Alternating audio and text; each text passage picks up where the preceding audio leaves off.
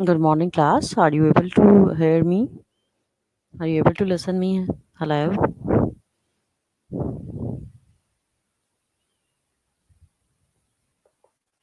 Good morning, class. BSN, are you there?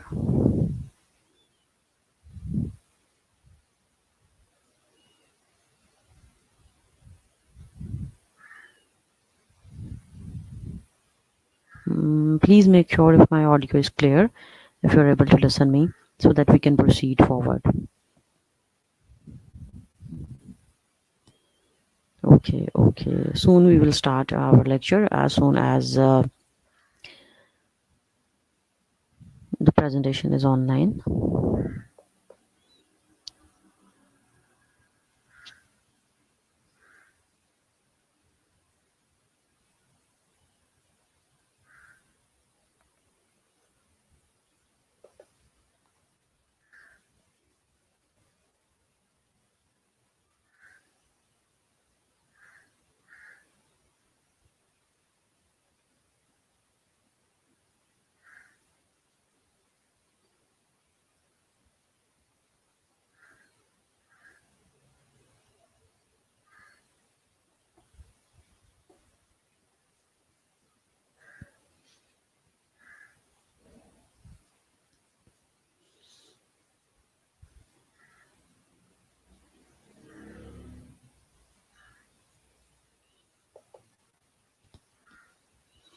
Class, I have shared the formula of BMR with your GR. Hope you all will get it. And also I convey the message to revise the chapter of lipids from the 5 book, and the topics which have been left, we will do it in the review classes when the crisis will be end and we will have the live classes in the college. So things which are left now, we will do in the review classes. Till then, you are advised to at least revise the lecture, to learn the lecture of lipids from your book. And if any one of you found anything which is totally not understandable, then you can write me, um, you can contact me through my number, my mobile number. So we will try to cover that topic. And I also ask GR that all of you should at least read 2 or 3 times the last pages of the lipids chapter, which is prostaglandins, thromboxanes, leukotrienes, which were not in our PPT. And that is easy one. Only the functions of these compounds are given. These compounds are derivatives of lipids. These are derivatives of lipids, and what is meant by derivatives, that these compounds are derived from one of the fatty acid, and mostly these are derived from the unsaturated fatty acid, which is arachidonic acid. So make sure that you have revised the chapter of the lipid from the book. And today we will study enzymes. We all are familiar with the enzymes, that they are the important organic compounds. Any of you can tell, are the enzymes biomolecules like carbohydrates, like proteins? They are biomolecules or not? Enzymes are biomolecules or not?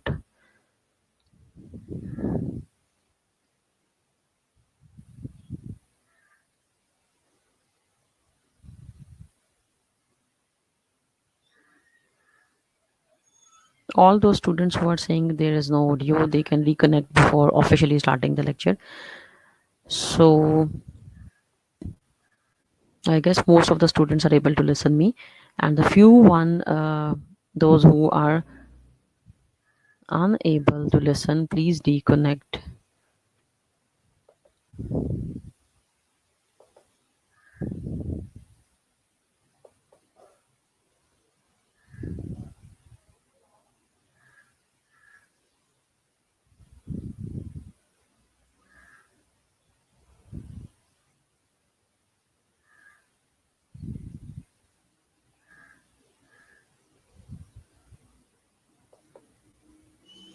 Not exactly they are biomolecules, because biomolecules are the things which are required by our body also.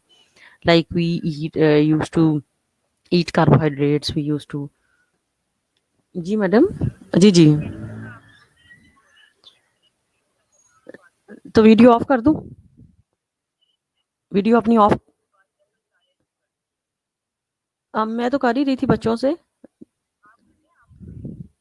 ठीक है, जैसे ही अगर होती है upload तो वो नज़र आ जाएगी। ठीक हो गया, thank you.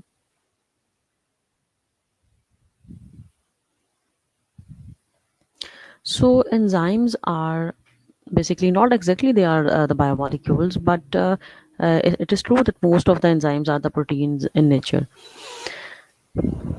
They most of the enzymes are protein in nature, but we don't have to eat the enzymes like the carbohydrates, like proteins, like vitamins, like minerals. So they are not the, we can't say that they're biomolecules, they are biocatalyst. This is right. Right terminology for enzyme is they are biocatalyst. Biomolecules are those compounds which we require for the energy intake, for body building, for body growth, for body repair, for body maintenance. So biomolecules are the compounds which are required by our body. तो enzymes को हम ये नहीं कह सकते basically, ये biocatalyst है हमारे. These are the biocatalyst basically. Like in chemistry we have the catalyst which help in the reaction to proceed. In the same way we have the catalyst in our body. When we say that enzymes are the catalyst in our bodies, we can also say they are the biocatalyst. Protein are biomolecules, this is true, but protein also used to make some other compounds. Like proteins help to make the compound, make the hormones. Proteins help to make the nitrogenous compounds. Proteins are the source of many waste products, but all of these are not the biomolecules. So the terminology biomolecule is those compounds which are required by our body for energy intake. जी जी होगी upload, जी जी, जी जी, thank you, thank you. So these are the basically compounds which are required by the body for the energy uptake. But today we have the lecture of the nutrition. I forgot. I thought it was a biochemistry, but today we are going to basically study nutrition. And the topic which we are going to study is diet therapy in liver diseases. Liver is basically the very vital organ. We all know. You also study in anatomy that liver is the basically very vital organ, basically which secretes bile and which take parts in the metabolism of the carbohydrates, proteins, and fats. So this chapter is also from the book which you are studying, nutrition book by the Jaffe. So I'm basically going to fix on the content which is already given in your book. Not, we are not going to done anything else. We are just stick to the book which I have guided to you, so that it will be easier for you. We don't have to do the two things, like you don't have to study from the PPT or the book. So we will select basically a single content, a single book, so that you will not found any difficulty in the future. So the diet therapy in the diseases of the liver and the gallbladder. I was telling you that liver is the one of the very important organ of the body. It is involved in the metabolism of carbohydrates, proteins, and fats. And we also know that liver secretes the bile, which helps in the digestion of the fats. If there is no bile, then the fats will not be digested. So the functions of the liver has been categorized into three ways.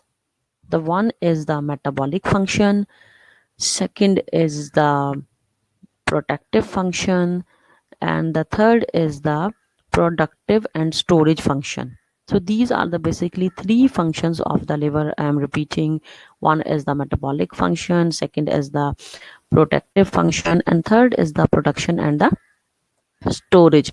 Like, it helps to metabolize our biomolecules, it helps to protect our body from the waste products, from the toxins, and it helps to store different compounds in our body. So these are, and it also produce certain compounds which are important for the body. So these are the basically functions of the liver. So the very first function, metabolic function. In carbohydrate metabolism, what is the function of the liver? Liver basically function as the chief place storage of glucose as glycogen. So in carbohydrates, we all know that excessive glucose is stored in the form of the glycogen. The extra glucose is stored in our body in the form of the glycogen, and the site to which basically glycogen has been stored is the liver. Glycogen is stored in our body in two organs: one is liver and one is muscles. But muscle glycogen has nothing to do with to maintain our blood glucose level. I told you earlier, muscle glycogen has no role in maintaining our blood glucose level, blood sugar level. The During the fasting state and during the time of the need, during the hypoglycemic state, the glycogen which has been converted back into glucose is stored in our liver, not in the muscle. Muscle glycogen only helps to provide the energy to the muscles. So one of the function of the liver is it helps to store the glucose in the form of the glycogen. What is the function of the liver in the protein metabolism? In the protein metabolism, the proteins which are not required in our body and which are not required for the synthesis of the hormones and some other products, they are broken down into the simpler amino acids in liver.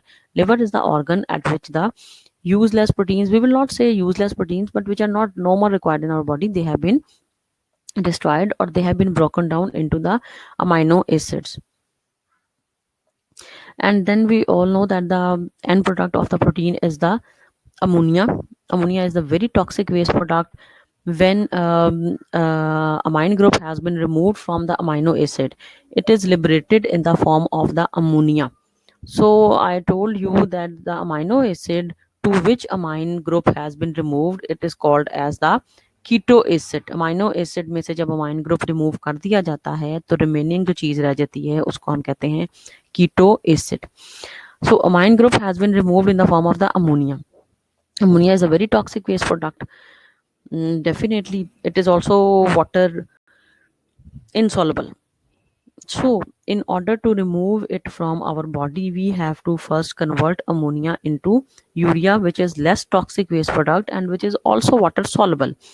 So liver is the basically major site at which the urea cycle take place, means the ammonia has been converted into urea in the liver. So liver is basically the main site. Okay.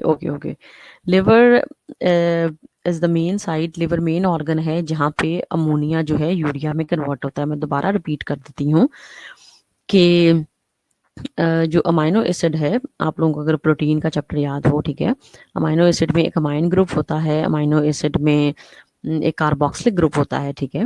तो amino acid का जब हम amine group remove कर देते हैं तो वो remove होता है in the form of ammonia NH3 की फॉर्म में रिमूव होता है। जब अमाइनो एसिड का अमाइन ग्रुप रिमूव कर दिया जाता है तो रिमेनिंग जो हमारे पास कंपाउंड रह जाएगा that is called as the keto acid.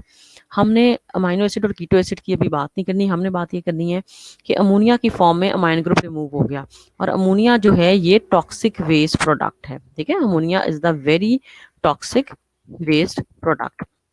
Body इसको कैसे रिमूव करेगी? वाटर इनसॉल्युबल है, वाटर बॉडी का मेजर हिस्सा तो पानी है। सो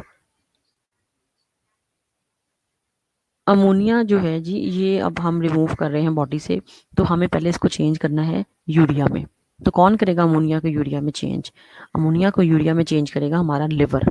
ठीक है, तो ये लिवर का बेसिकली एक और फंक्शन है जो कि प्रोटीन मेटाबॉलिज्म में हेल्प करता है। ठीक है, इसके अलावा लिवर में बहुत ज़्यादा प्रोटीन्स जो हैं वो सिंथेसाइज भी होती हैं। अब हम बात कर रहे हैं फैट्स के मेटाबॉलिज्म की। ठीक है, तो हमारा जो फैट्स का मेटाबॉलिज्म है बेसिकली, तुम लोग भी अपनी जो है ना उसको थोड़ा सा इनलार्ज कर सकते हो अपनी स्क्रीन को, अगर तुम लोगों के लिए डिम है, ये नज़र ना आए, क्योंकि ये हमने बुक से ही जो है बेसिकली इसका वो लिया हुआ है, स्कैन किया हुआ है। ठीक है, अब फैट्स के मेटाबॉलिज्म में भी जो फैट्स की सिंथेसिस हो रही है, जो डिग्रेडेशन हो रही है, ठीक है, उसमें भी जो है लिवर जो है that is a major organ, major site है जो कि फैट्स के मेटाबॉलिज्म में भी हेल्प करता है। प्लस जो हमारी कीटोन बॉडीज की सिंथेसिस हो रही है, आई हैव ऑलरेडी टोल्ड के what is ketone bodies. Ketone bodies की भी जो सिंथेसिस हो रही है that also take place in liver. इस वजह से लिवर जो है बहुत इंपॉर्टेंट है कि ये कार्बोहाइड्रेट्स के मेटाबॉलिज्म में हेल्प कर रहा है। It is going to help in the protein metabolism, it is going to help in the fat metabolism. Now the second function of the liver, which is production and storage. कौन कौन सी चीजें हैं जो liver में produce हो रही हैं और कौन कौन से कंपाउंड्स हैं which are stored in liver? Production and storage in the liver, bile, fibrinogen, prothrombin, heparin, they all are produced in the liver. Liver produces bile, fibrinogen जो हमारी ब्लड क्लॉटिंग प्रोटीन है, प्रोथ्रोम्बिन अगेन जो clotting में help करता है, और heparin which is the main anticoagulant. So these four compounds have been produced in the liver. And the liver also helps to store the anti-anemic factor. Vitamin B12 is called as anti-anemic factor because it helps to prevent from the anemia. So liver store कर रहा है vitamin B12, vitamin A, iron and copper. It also helps in regulating the volume of the circulating blood. जो blood का volume है उसकी regulation में भी liver plays a very important role. आम लफ्जों में तुम लोगों ने सुना होगा, अगर जिगर किसी का काम नहीं कर रहा तो उसका खून बनना ही बंद हो जाता है। ठीक है, तो ये जो है ना बेसिकली ब्लड के वॉल्यूम को भी रेगुलेट कर रहा है। Plus vitamin B12 very important जो है हमारा विटामिन, जो एनीमिया से हमें बचाता है, खून की कमी से बचाता है, उसको भी ये स्टोर कर रहा है। Vitamin A which is very important for the eyes. ठीक है, आयरन, कॉपर, इन सब चीज़ों को लिवर कर रहा है store. Another function of liver is the protective function. ठीक है, कि ये हमारी बॉडी की प्रोटेक्शन कैसे करता है? It helps to basically detoxify the waste products from our body. Body की जितनी वेस्ट प्रोडक्ट्स हैं उनको बॉडी से निकालता है। ठीक है, इसमें एक स्पेशलाइज सेल्स होते हैं which are called as the Kupffer cells. ठीक है, KUPFFER that has been written by the phagocytic action of the Kupffer cells. Kupffer cells are the specialized cells of the reticuloendothelial system.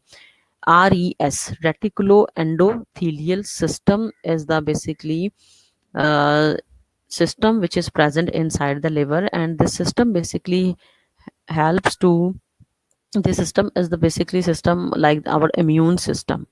So it helps to protect us from the invading microorganisms, invading bacteria, and plus helps to remove the toxic products from our body. ये जो system है इसमें macrophages हैं। ठीक है, इसमें दूसरे जो हैं लिकोसाइट्स, वाइट ब्लड सेल्स हैं जो कि हमें बैक्टीरिया या इन्वेडिंग जितने भी ऑर्गेनिजम्स हैं उनसे बचाते हैं।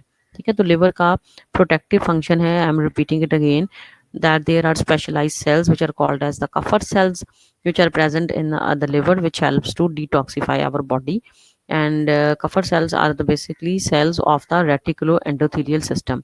RES is the system like our the system of the immune cells basically, and they contain macrophages, and they contain the phagocytes, all those cells which are involved in the detoxification of our body. So is it clear? These are the three functions of basically liver. These are the three functions of the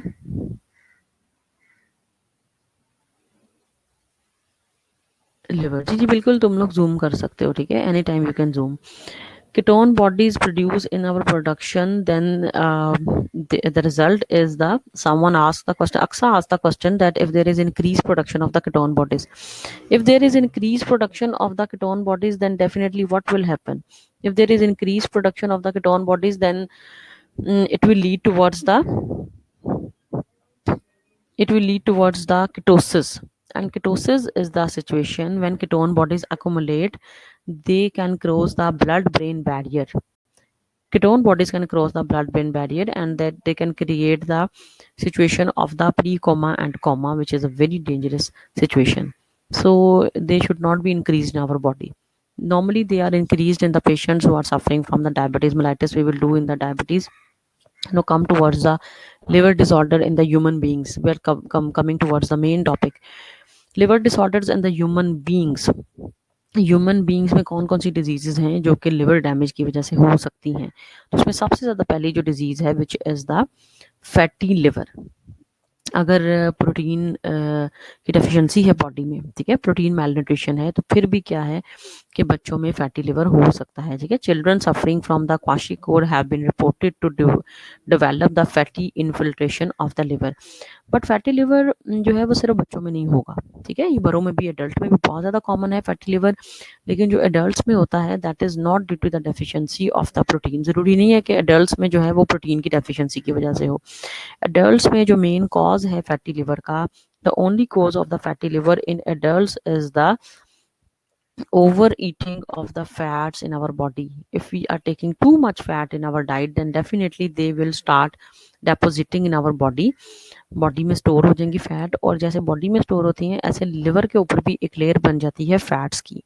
fats अगर already हमारी body में ज़्यादा हैं तो they will lead towards the fatty liver. और बच्चों में जो फैटी लिवर है that is due to the deficiency of the proteins, like that is due to the protein malnutrition.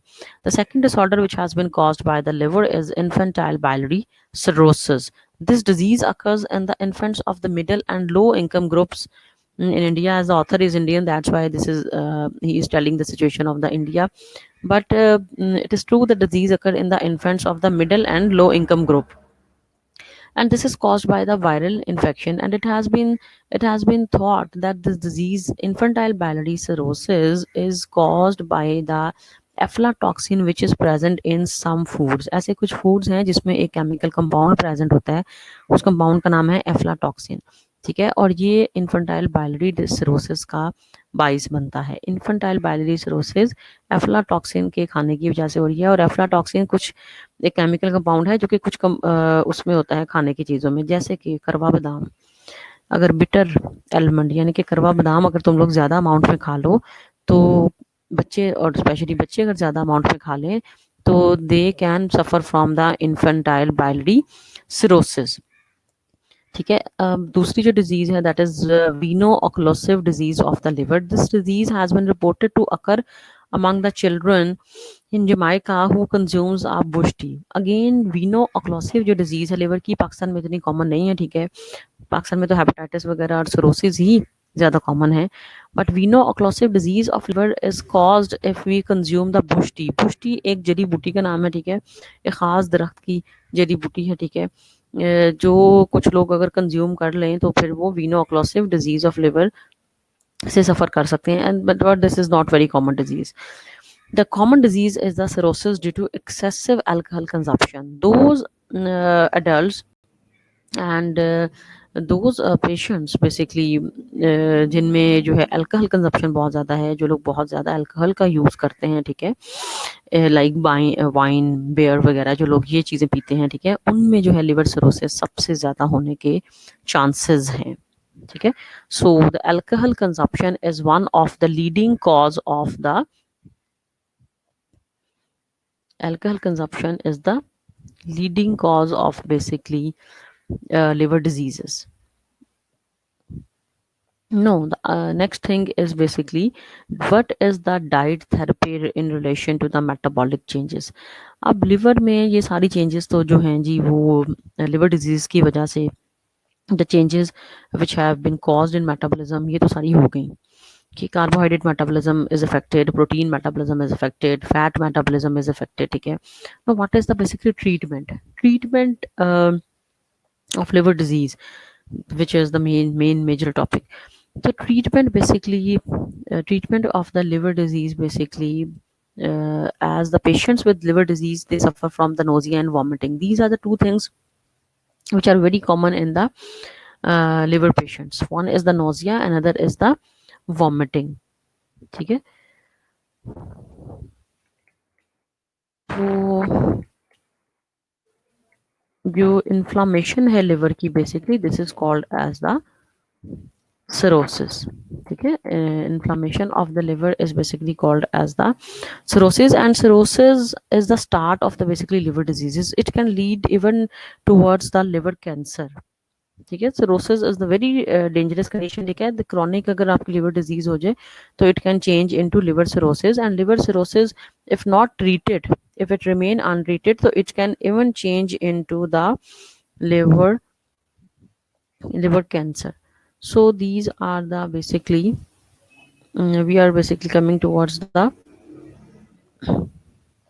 treatment of the liver disease. So there are two basically common symptoms of the liver disease, which is nausea and the vomiting. ठीक है. तो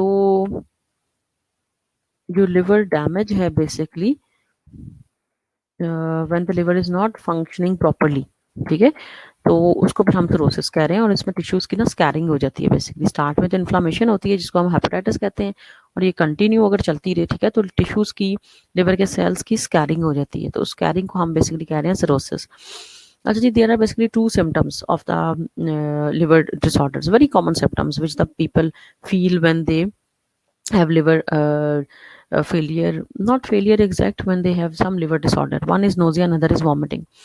अगर nausea vomiting है तो patient तो कुछ भी नहीं खाएगा. हम पेशेंट को क्या डाइट देंगे? If there is nausea and vomiting then patient will not be able to eat anything. ठीक है. और नोजिया वॉमिटिंग की वजह से क्या होगा, जो सॉल्ट्स हैं, जो फ्लूइड है, उसका भी बॉडी से लॉस हो रहा है. इट मीन्स कि डिहाइड्रेशन भी हो रही है.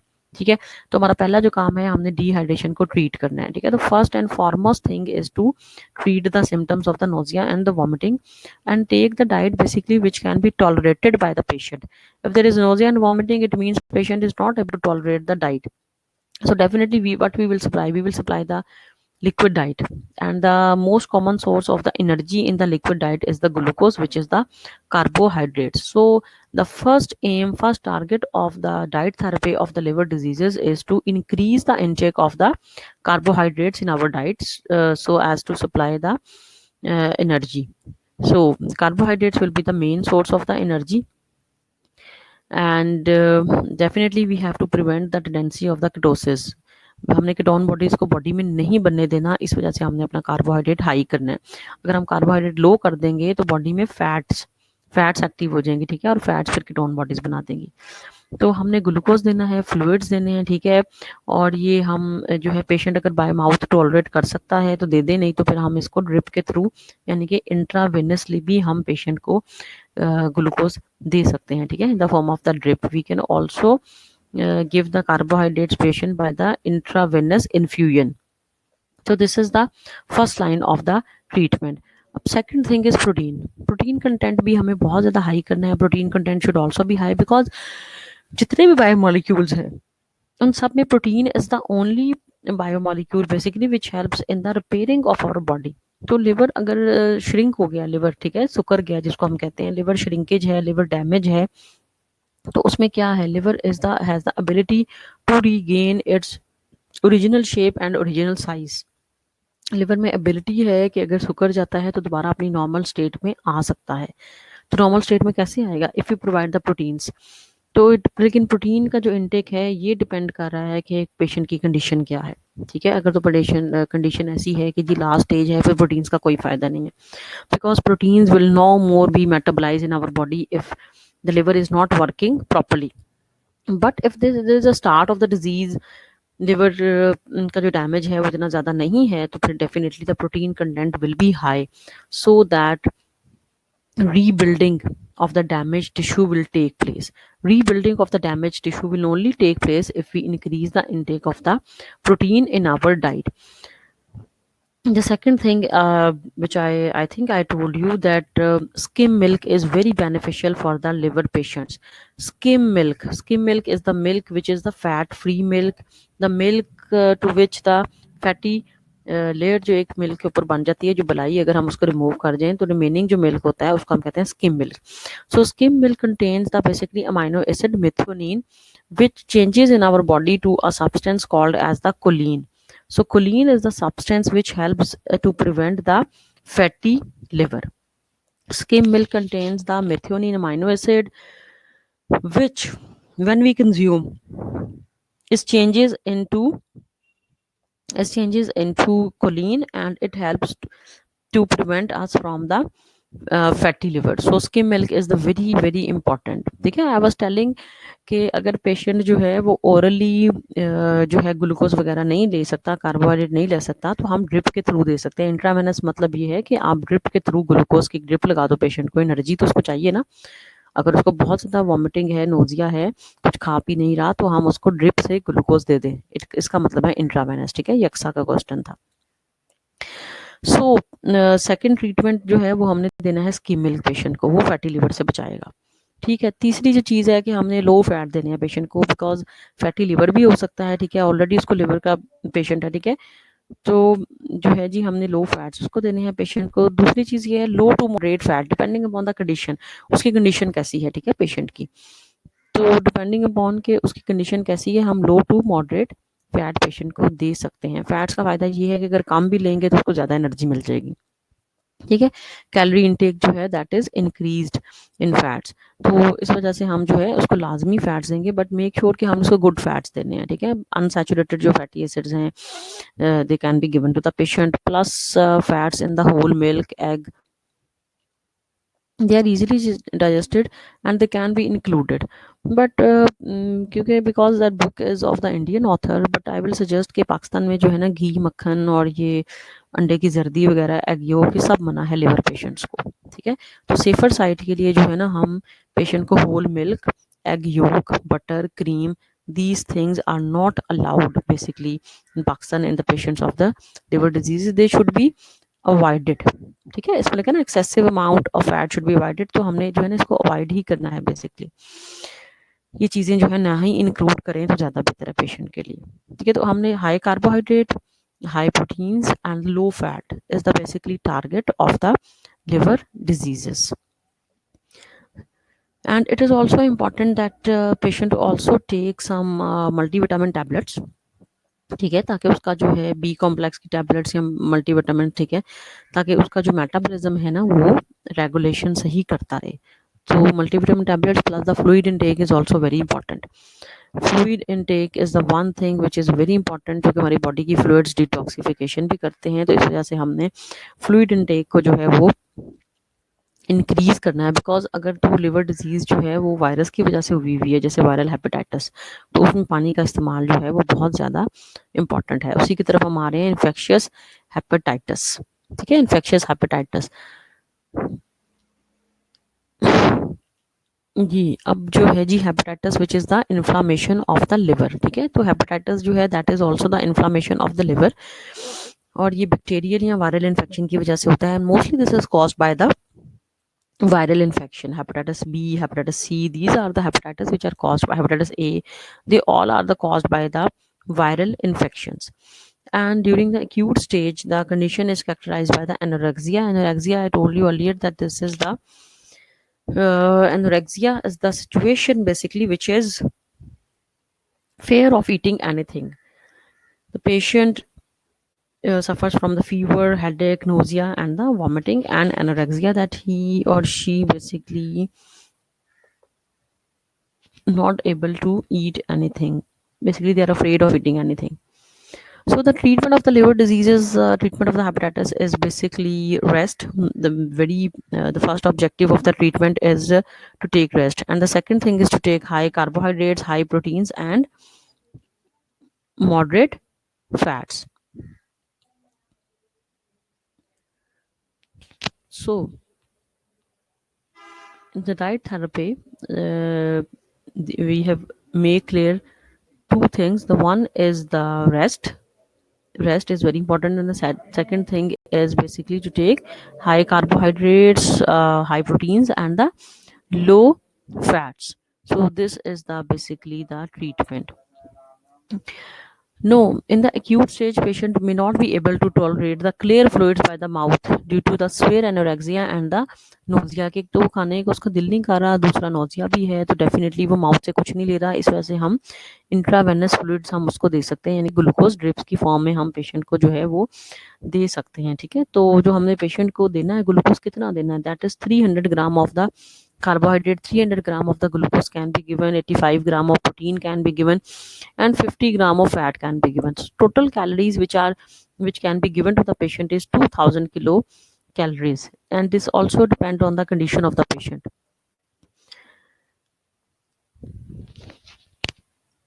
So another question by Adina is yes, the saturated fats are not good fats. Butter, ghee, makhan, they all contain the saturated fats and they're not good. We have to limitize in our body 10 grams से ज़्यादा हम नहीं ले सकते, only 10 grams.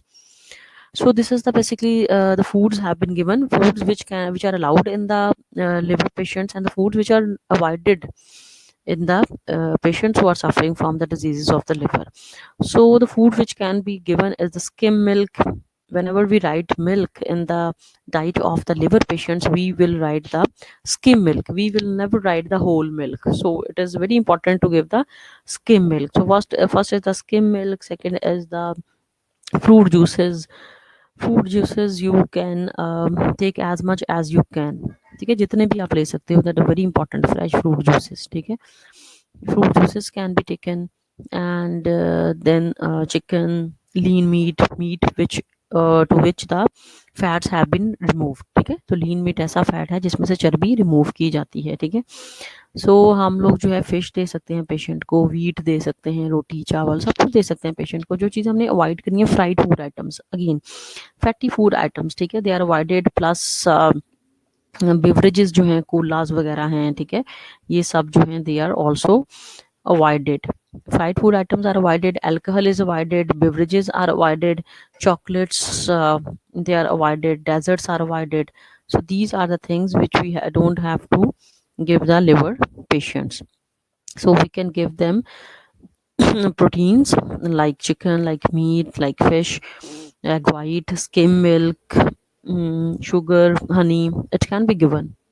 And plus fruit juices are the very very important. Lean meat is the meat which is fat free, चर्बी के बगैर जो बेसिकली गोश्त होता है, that is called as the lean meat. Then jaundice and the viral hepatitis. Jaundice, which is the very very common disease in the Asia, in the Pakistan.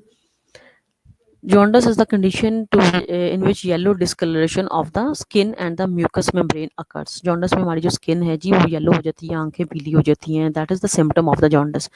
ठीक है, तो जो jaundice है, in which the yellow discoloration of the skin and the mucous membrane occur due to presence of the excessive amount of the bile pigment in the blood. Blood में जो है जब bile जो है बहुत ज़्यादा हो जाता है, ठीक है, बिलिरुबिन जो हमारा लिवर के बेसिकली जो एंजाइम्स हैं वो भी रेस कर जाते हैं, और जो बाइल है, ठीक है, वो भी बहुत ज़्यादा सिक्रीट कर जाता है.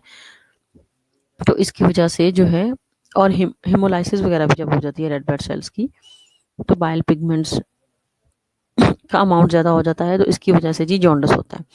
अब 3 कॉजेज हैं जॉन्डिस के. ठीक है, 3 वजह हैं. पहली वजह है जी haemolysis due to excessive breakdown of red blood cells. अगर रेड ब्लड सेल्स की बहुत ज़्यादा ब्रेकडाउन हो रही है तो ये पहला कॉज है जॉन्डिस का. Second is obstructive due to intrahepatic obstruction. अगर आपकी बाइल डक्ट में बाइल का जो फ्लो है बॉडी में, उसमें कोई ऑब्स्ट्रक्शन आ जाती है, तो ये दूसरा कॉज है जॉन्डिस का. और तीसरा है जी hepatocellular. Due to the primary damage to the parenchymal cells. अगर जो लिवर के सेल्स हैं, hepatocellular, hepato means liver, hepato जो टर्म हमेशा यूज होती है लिवर के लिए होती है, ठीक है। तो लिवर के जो सेल्स हैं अगर उनको डैमेज कॉज हो रहा है किसी टॉक्सिक ड्रग्स की वजह से, किसी भी चीज़ की वजह से, ठीक है, तो ये तीसरा कॉज हो सकता है जॉन्डस का। और जो मोस्ट कॉमन कॉज है जॉन्डस का जी, वो वायरल इन्फेक्शन ऑफ लिवर यानी कि वायरल हेपेटाइटिस बी है, ठीक है। लेकिन हम उसको फिर हम सिर्फ जॉन्डस नहीं कहते, हम उसको फिर हेपेटाइटिस कहते हैं, ठीक है। तो 3 कॉजेज़ हैं जी जॉन्डस के, एक हीमोलाइटिक, दूसरा ऑब्स्ट्रक्टिव और तीसरा हेपेटोसेलुलर। हीमोलाइसिस के, अगर रेड ब्लड सेल्स की हीमोलाइसिस हो रही है, सेकंड जो है जी ऑब्स्ट्रक्शन अगर हो रही है बाइल डक्ट में, और थर्ड जो है कि अगर आपके लिवर सेल्स को डैमेज पहुंच रहा है। 3 वजह हैं, ठीक है, जॉन्डस की। जो जॉन्डस कॉज होता है जिसको हम हेपेटाइटिस ए कहते हैं, ठीक है, पीला यरकान भी जिसको हम कहते हैं, वो एक वायरस की वजह से होता है, तो उसको हम वायरल जॉन्डस भी कह सकते हैं, वायरल हेपेटाइटिस भी कह सकते हैं, ठीक है। तो जी ये 3 कॉजेज हैं विच आर वेरी इंपॉर्टेंट, ठीक है। ये जॉन्डस की टाइप्स भी हम इसको कह सकते हैं और जॉन्डस के कॉजेज भी कह सकते हैं, तीनों। अब viral hepatitis is caused by the 2 types of viruses, 2 तरह के वायरसेस की वजह से होता है, यानी कि एक डीएनए वायरस है, एक आरएनए वायरस है, ठीक है। Jaundice occurs in the viral hepatitis. अब मेन चीज कि इसकी मैनेजमेंट क्या है, basically what is the dietary management of the jaundice and dietary management of the hepatitis basically. तो सबसे पहले तो कैलोरीज, ठीक है ना। अब जो हेपेटाइटिस में अगर कोमा में चला जाता है patient, which is common, but that is common in the later stages of the hepatitis and later stages of the liver cirrhosis, ठीक है। जब बिल्कुल आखिरी स्टेजेस होती हैं, लास्ट स्टेजेस में पेशेंट जो है वो कोमा में जा सकता है। कोमा और प्री कोमा की सिचुएशन में जाहिर है पेशेंट को ज़्यादा कैलोरी तो नहीं ना चाहिए होंगी। कोमा और प्री कोमा में पेशेंट को कैलोरी ज़्यादा नहीं चाहिए होती, तो जो कैलोरीज चाहिए होती हैं वो है सिर्फ 1000 किलो कैलोरीज, ठीक है। 1000 किलो कैलोरी सिर्फ पेशेंट को चाहिए जब वो कोमा, प्री कोमा की सिचुएशन में जाता है। वो कोमा में है, वो खुद से तो नहीं खा सकेगा, ठीक है। तो these calories are supplied by the nasogastric tube feeding. तो हम खुराक की नाली जो एक नाक से लगाई जाती है, ठीक है, नेजो गैस्ट्रिक, तो खुराक की नाली के थ्रू हम पेशेंट को ग्लूकोज सप्लाई कर सकते हैं, ठीक है। और अगर if the condition of the patient gets improve, तो हमारी जो कैलोरीज हैं ये इम्प्रूव हो जाएंगी। These calories will be improve, they can be improve to 1600 to 2000 kilocalories. तो पहली हमारी जो डाइटरी मैनेजमेंट है वो जॉन्डस में या हेपेटाइटिस में अगर पेशेंट कोमा या प्री कोमा में चला गया है तो हमने उसको 1000 किलो कैलोरीज देनी है, ठीक है। और 1000 जो किलो कैलोरीज हैं basically they can be increase to 1600 to 2000 kilocalories. Second thing is the protein. The diet therapy of the coma and precoma patients में प्रोटीन का क्या रोल है, ठीक है। Proteins are completely withheld, प्रोटीन्स तो हम बिल्कुल रिस्ट्रिक्ट कर देंगे। जो पेशेंट कोमा में है वो कैसे प्रोटीन्स को मेटाबोलाइज करेगा, क्योंकि हम जब प्रोटीन्स कोई भी चीज़ खाते हैं, पैरेन्काइमल सेल्स और द लिवर सेल्स, ठीक है, पैरेन्काइमल सेल्स लिवर सेल्स हैं। जो न्यू बॉर्न में जॉन्डस होता है बेसिकली वो, ठीक है, उसकी वजह जो है और है जो न्यू बॉर्न का जॉन्डस है, ठीक है। और वो उसपे ज़्यादा जो है ना फोटोथेरेपी, जो लाइट थेरेपी है वो बड़ी इंपॉर्टेंट है, ठीक है। उसमें तो ये होता है न्यू बॉर्न के जॉन्डस की मैं बात कर रही हूँ, उसमें लाइट थेरेपी में पेशेंट बच्चे को रखें तो बच्चा ठीक हो जाता है। उसमें भी जो बिलीरुबिन का कंटेंट है ना बेसिकली, वो बिलीरुबिन उसकी बॉडी में जो है ना बेसिकली ज़्यादा हो जाता है बच्चे में, न्यू बॉर्न का जो जॉन्डस है। इस पर हम किसी दिन डिटेल में बात करेंगे। न्यू बॉर्न के जॉन्डस में ना उसके कॉजेज सर्टन इससे डिफरेंट है, ये जो हम एडल्ट की बात कर रहे हैं। सो डाइट थेरेपी जो हमारी जी है उसमें कोमा के पेशेंट की, उसमें सबसे पहली चीज़ है कि 1000 किलो कैलोरीज देनी है, ग्लूकोज नेजोगैस्ट्रिक ट्यूब फीडिंग से देना है, प्रोटीन्स बिल्कुल पेशेंट को नहीं देनी है, और carbohydrate source is the major source of the energy for the patient of the coma and pre-coma, ठीक है। Carbohydrate source is the major source of energy for the patient who is suffering from coma and pre-coma. if the condition gets improved तो फिर हम उसमें proteins can be introduced, ठीक है। mild proteins like 60 to 80 grams of the protein they can be introduced to the patient if the condition gets improved. Fat intake also depend on the severity of the disease. Hepatic coma and pre-coma due to hepatocellular failure क्योंकि liver cells का damage है definitely. Fats are not metabolised by the liver, तो हम fat intake को भी बिल्कुल बिल्कुल ख़त्म कर देंगे कोमा और प्री कोमा के पेशेंट्स में, ठीक है। फैट्स भी नहीं देंगे, प्रोटीन्स भी नहीं देंगे। मेजर जो चीज़ देंगे that is carbohydrates. They are the major source of energy for the patient of the coma and pre-coma.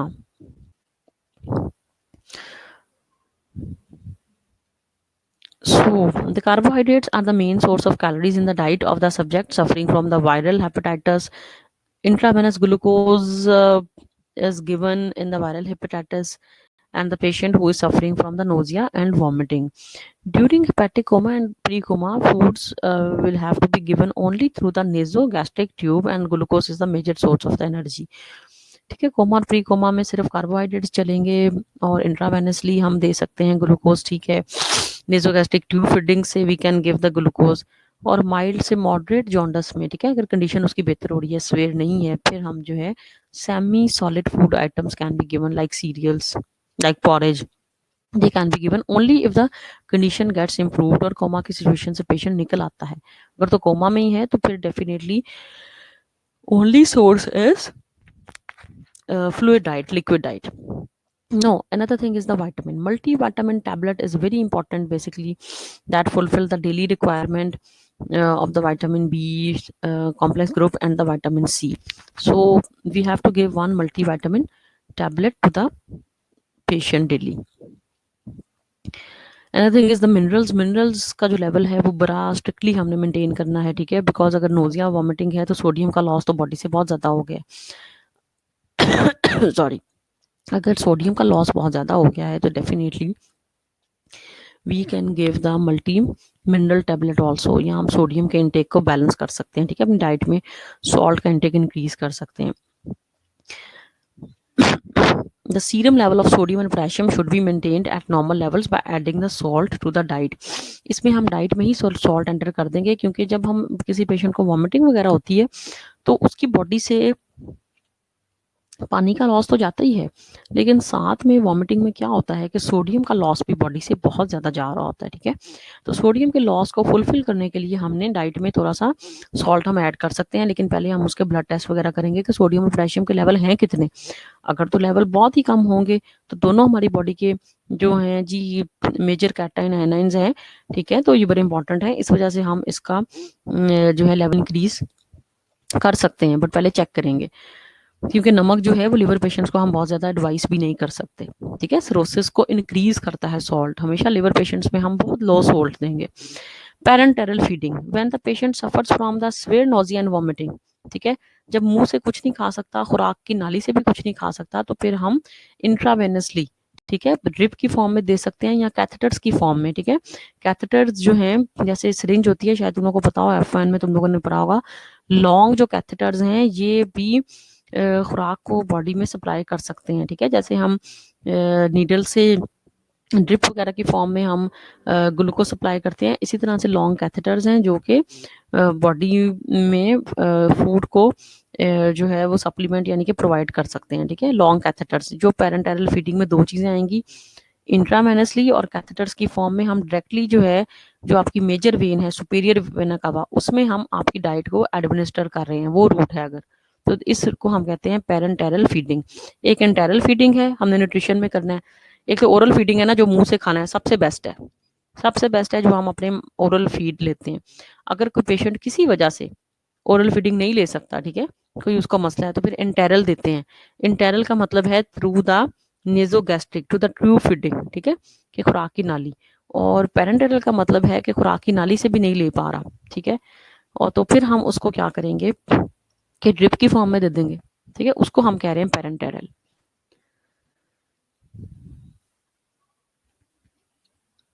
Ji pre coma और कोमा जो है जी, प्री कोमा के कोमा में जाने से पहले की सिचुएशन, ठीक है, और कोमा यानी कि नीम कोमा वाली सिचुएशन समझ लो, ठीक है, कि कभी उठ रहा है कभी बैठ रहा है, बहुत ज्यादा सो रहा है, गनूदगी वाली कंडीशन है अगर, ठीक है, तो वो प्री कोमा है। और बिल्कुल अगर कोमा है कि बिल्कुल कोई मूवमेंट्स नहीं है, ठीक है, कोमा में बिल्कुल चला गया, कोई हरकत नहीं है, तो फिर वो कंप्लीट कोमा। मैंने ये बताया कि कोमा और प्री कोमा में पेशेंट को सिर्फ 1000 किलो कैलोरीज देंगे। क्यों 1000 देंगे? पेशेंट तो बेड पे है, सेडेंटरी लाइफस्टाइल है, कुछ भी नहीं कर रहा, बस उसका ब्रेन और बाकी मेटाबॉलिज्म ही चल रहा है ना, ठीक है ना, बाकी तो खुद से उसकी मूवमेंट या फिजिकल एक्टिविटी तो जीरो है, ना खुद से कुछ खा पी सकता है, ना उठ के बैठ सकता है। तो इस वजह से हमने पेशेंट को दी 1000 kilocalories, only 1000 kilocalories are given to the patient of the coma. अब ये जो 1000 किलो कैलोरीज हैं, ये भी आपने ना प्रोटीन्स देनी है ना फैट्स देने हैं। प्रोटीन्स खा लेगा तो प्रोटीन्स मेटाबोलाइज कैसे होंगी बॉडी में। कार्बोहाइड्रेट्स को हम first line of source of energy इसलिए कहते हैं क्योंकि ये इजीली हमारी बॉडी में डाइजेस्ट हो सकते हैं, ठीक है, इजीली डाइजेस्ट हो जाते हैं हमारी बॉडी में, कोई इसका एंड प्रोडक्ट इतना टॉक्सिक नहीं है, ठीक है। अगर आपने प्रोटीन्स दे दी हैं तो प्रोटीन्स का एंड प्रोडक्ट अमोनिया है, अमोनिया को यूरिया में चेंज कर रहा है liver.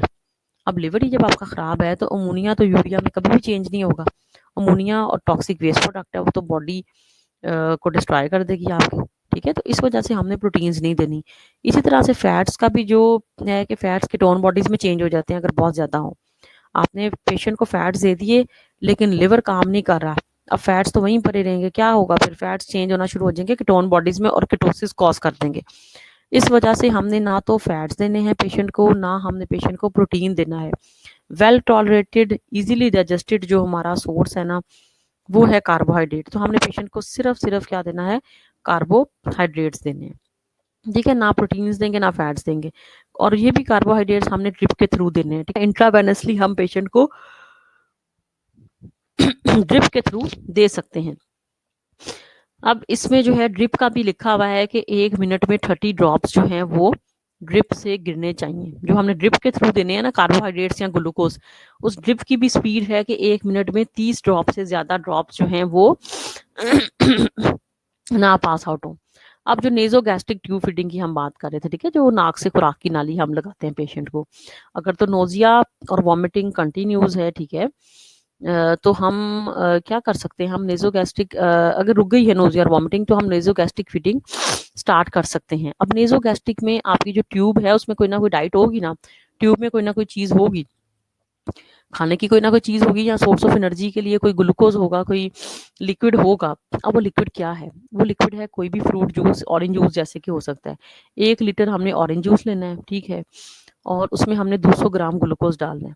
1 litre orange juice, 1 litre पानी, ठीक है, 1 litre orange juice, 1 litre water, और इनमें हमने 200 ग्राम ग्लूकोज ऐड कर देना है, ठीक है। ये हमारी एक डाइट बन जाएगी लिवर पेशेंट्स के लिए, ठीक है। नेजोगैस्ट्रिक ट्यूब फीडिंग में 1 litre orange juice, 1 litre water और इसमें 200 ग्राम ग्लूकोज अगर हम डाल देंगे तो ये 1200 किलो कैलोरी पेशेंट को दे देगा, ठीक है। तो पेशेंट की रिक्वायरमेंट पूरी हो रही है। साथ में आप एक मल्टीविटामिन टैबलेट पेशेंट को दे दो या इसी में मिक्स करके दे दो, तो पेशेंट के जो है वो काफी उसमें जो है कि एनर्जी का एक सोर्स बिल्डअप हो सकता है उसमें, ठीक है जी। अब ये जो चार्ट्स वगैरह बने हैं ना, ये याद रखना है कि 1 लीटर पेरेंट ये नेजोगैस्ट्रिक फीडिंग में क्या क्या चीज़ें होंगी। लेकिन नीचे जो है ना सीरियल्स कितने होने चाहिए, स्किम मिल्क कितना होना चाहिए, ये चाहे टेबल जो 17.1 है नहीं भी याद रखो तो कोई मसला नहीं है, ठीक है। और जो डाइट चार्ट है ये आप खुद से भी बना सकते हैं, प्लीज़ कभी भी इसको रट्टे मत लगाएं कि लिवर का जो पेशेंट है, स्वेयर जॉन्डिस का जो पेशेंट है, उसका डाइट चार्ट क्या होगा, ठीक है। जैसे मॉर्निंग में लिखा हुआ है कि cornflakes can be given with a skim milk and या शुगर 1 सर्विंग, ठीक है। तो ये खुद से भी तुम लोग खास रट्टा लगाने की जरूरत है, खुद से भी हम लिख सकते हैं। लिवर पेशेंट्स को cornflakes can be given, skim milk can be given, fruits can be given, chicken can be given, ठीक है। तो ये जॉन्डिस के पेशेंट की डाइट है, लेकिन जॉन्डिस के लिए ज़रूरी यही है कि हम उसको soft diet is advisable, soft diet should be given to the patients of the jaundice. No, another thing is what is given in the lunch, what is given in the dinner, so you can write in your own words. Ronika has asked about the feeding types. Ronika, I'm repeating the feeding types for you, that we have the 2 types of the feeding other than the oral feed, ठीक है। oral feed तो सबकी है ही ना। if someone is unable to take the food through the mouth, then we have 2 types of the feeding. One is enteral feeding and second is the parenteral feeding. One is enteral, second is the parenteral. I'm also writing is one is enteral and second is parenteral. So these are the two types of the feeding for the patients. Enteral means you are not able to take the food by the mouth and you are taking the food by the nasogastric tube feeding. ठीक है, nasogastric tube feeding से जो होगी वो enteral है. And if nasogastric is also not working due to some reasons, you are not able, if your GI tract is not working, अगर आपका GI tract functional नहीं है तो nasogastric tube feeding का क्या फायदा, बिकॉज जो आपका फूड है वो तो जाना है स्टमक में, बट अगर GI ट्रैक्ट फंक्शन नहीं कर रहा तो उसका कोई फायदा नहीं है. तो second type is parenteral feeding. So in parenteral feeding, we have the intravenously administration of the glucose. So administration of the glucose by the drips. ठीक है, अगर आप ड्रिप के थ्रू दे रहे हैं, ठीक है, ना खुराक की नाली लगी हुई है ना मुंह से खा रहे हो, तो वो होगा पेरेंटेरल. So these are the two types of the feedings which we have. So after the diet chart we have the, so these are the basically the diet charts of the jaundice. Moderate jaundice, mild jaundice, ठीक है, सबका दिया हुआ है, कोई खास इसमें फर्क नहीं है, एक भी याद कर लो तो चल जाएगा सब में.